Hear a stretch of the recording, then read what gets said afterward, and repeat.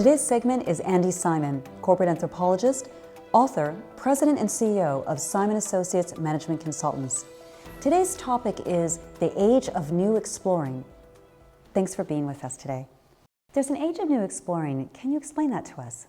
As an anthropologist, people would probably think of the way anthropologists would go exploring as Margaret Mead going to the highlands of New Guinea, or Mervyn Meggett going into the backwoods of Australia, or the Trobriand Islanders. Today, anthropology has become a much more popular way, a much more important way of exploring. And so what I wanted to talk about is this transition that's taking place on two levels. In the past, not that long ago, if we had to do research, we probably would draw up a survey, a questionnaire, and try and analyze the answers that people would give us on a sample and predict from that sample what the whole population might do. It's good research. We'd hold focus groups, one-on-one interviews, or other methods for capturing their insights and really trying to get at the meaning. Well, that was fine as well. But then it became clear that A, people were answering the questions the way they thought you wanted to hear them. And in the focus groups, we always got into situations with one person who would dominate the conversation. In today's world, two things are happening. On the one hand, we have big data. Big data is giving us a tremendous amount of information about people and what they are actually doing. And the other is, what does that data really mean? And so the use of ethnographic research, observational research, anthropological methods and theories and tools is becoming far more prevalent. In fact, Harvard Business Review has had several articles over the last several years about why business should use anthropology more often. And Google hired anthropologists to better understand mobile, and Intel uses anthropologists frequently to understand how people are using their methodologies. And Motorola uses anthropologists, Herman Miller uses them, and Microsoft does as well. Now, what the difference is that there's a theme about new exploring. We don't necessarily know the answers. And I often tell people that when we go out, we make a lot of mistakes because we are trying to figure out what people mean, what they are doing, and what its implications are. But we don't really know in advance, and so we're opening our minds to see, feel, and think in new ways. It's a very interesting way to start exploring. From your successful consulting practice, can you give us an example when it comes to the age of new exploring?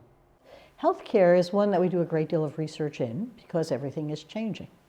One of the areas that we find very interesting is the emergence of urgent care centers. I think there are 9,000 of them in the US today. At one point, there was Doc in the Box, but it wasn't doing well. And now, urgent care centers are growing geometrically, arithmetically, absolutely amazingly, into very important parts of the healthcare delivery.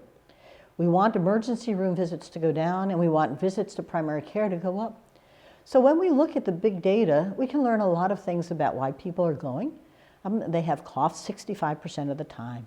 And they are often going because they have an earache that won't heal, or they have a stomach flu or a sprained ankle, or something that's bothering them.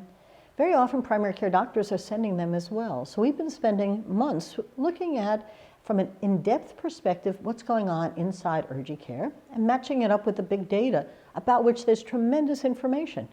60% of the people going are women. That's true, but 88%, 90% of the women going to doctors in the past was what we used to think. So 40% of the men are going. So we go and hang out and we see a lot of men there. And they're teaching us a lot about how they are taking care of themselves or not. We see that 65% of the reasons are coughs.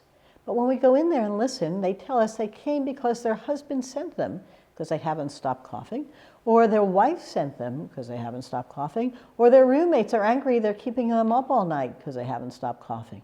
They're not doing it because they care about their cough, they're doing it for others. Now, from a marketing perspective or building a relationship with those patients, we really need to understand what that number is, 65% are coming because of coughs, and what it really means to the people who are coming because of the cough. One doctor was cute. He said to him, maybe I should give the medication to all of your roommates. And he laughed, but it wasn't funny. He was coming because of them. So now the question is, if you're going to open many urgent care centers, how are we going to relate to those patients? What does this mean to them? The whole relationship with the doctor's changing. They don't even know the names of the doctors. We're finding all of this out by hanging out. observing, listening, and talking to people who are using them, and then looking at the data, big data, to understand what the patterns and trends are. So the new exploring is, I can look at the data, but it won't help me figure out how to build a better urgent care system. And so we continue to work with healthcare organizations to begin to see how the great transformation taking place could be helpful to them as they begin to invest in different kinds of delivery channels. It's a very interesting time. What are some of the ways that a CEO can go exploring to grow a business? I urge my CEOs to do a couple of things. One is spend a day in the life of their customer. The second is to participant observe. Undercover Boss was some of our best advertising. And if they haven't tried it, they should. They should hang out in an urgent care center or in a manufacturing plant or online and watch people and how they buy their products or services and see what it's actually like. People say, what do anthropologists do? We do deep hanging out. And often we go to places, whether they're malls or retail stores, or we have people show us what they're doing. CEOs can do this as well as we can. And what they come away with is really often transformative, because they no longer see it as another doing something. They begin to see it how they're influencing what's going on. And my last thing is to use photos or videos or others. There was a hotel in Baltimore, Pier 1, and he gave cameras to all of its guests. And the guests took all these pictures, and the kids were in all the pictures. And what the hotel realized was that they're designed for business travelers. But from Thursday on, it's all about families, and they weren't designed for that at all. Marriott brought anthropologists in to hang out in their lobbies and redid all of their lobbies for many of the same reasons. You can't ask people, so it's very hard for them to tell you what they would like. But if you watch them, video them, take photos of them, you're going to begin to better understand. And then if they tell you stories about the photos, boy, you can find out a whole lot about what matters to them. Any closing thoughts? Well, you can think of yourself as Margaret Mead and think you're going to the New Guinea Highlands. It is often that traumatic for a CEO who's going out to hang out somewhere. But once you get past that feeling, you'll find that it's a very valuable tool for you, and all of a sudden you'll see, feel, and think in new ways, and you'll come back.